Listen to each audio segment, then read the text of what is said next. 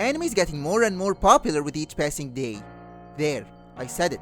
But that doesn't mean it isn't true. And it also inspired many people to take up hobbies that otherwise they wouldn't even dream of, like cosplaying, reading and collecting manga and doujinshi, or decking out your room or even your car with the anime. But today, I'm talking about figure collection.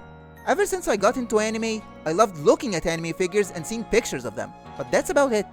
I've never actually bought a figure for myself.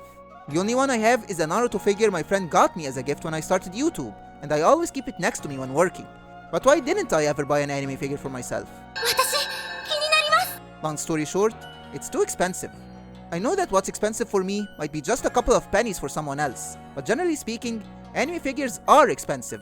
Or at least the more detailed and fancy ones are, but they're also very important to the industry and most importantly, to the fans.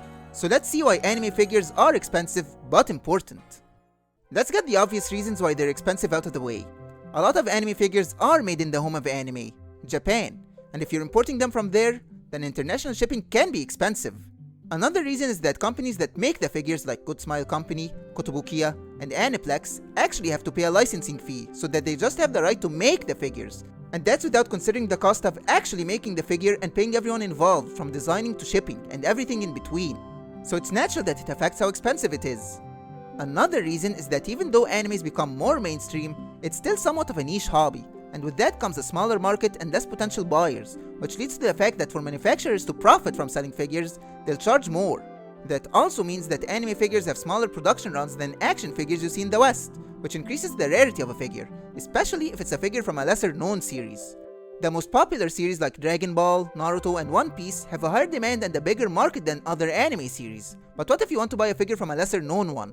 Well, that probably means that there aren't as many figures as there are for other series, making them rarer, and with that, you can guess that the rarer the figure is, the more expensive it is. Finally, the biggest and most important reason why they're expensive is the quality of the figure. There are some figures that drop your jaw with just a single glance, and make you appreciate the level of detail and love that went into every single nook and cranny into this small piece of plastic that you're willing to pay any price for. Trust me, some of these figures are more expensive than a game console, maybe even two, and they feel as if they're worth every single penny of it. Yes, they can be steep, but there's a reason for that. Anime figures and merchandising in general is very important for the anime industry, maybe even more so than in the West. First, we have to see how anime studios make money. You might think that the studio takes in all of the profit a show generates, but that's not the case. The short answer is that the studio only sees a part of the profit from production committees, and I'm not going to go into what production committees are right now, because that's a complex topic. But you might wonder if studios only get a share of the profits, then what other sources do they generate their revenue from?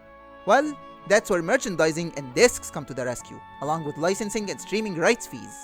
But profit's not the only reason why they're important. Merchandising can actually save an anime.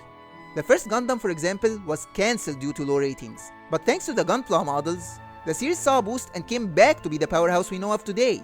But merchandising is not only important for companies, it might be even more important to the fans. Figures and other anime hobbies actually make the fans feel closer and more attached to their favorite anime or character by buying a figure of them or even cosplaying as them. It's one of my biggest regrets and envies to this day that I never bought an anime figure. I've always thought that they were cool and always wanted to at least buy one, but at the moment, it's just not possible for me. It's too expensive.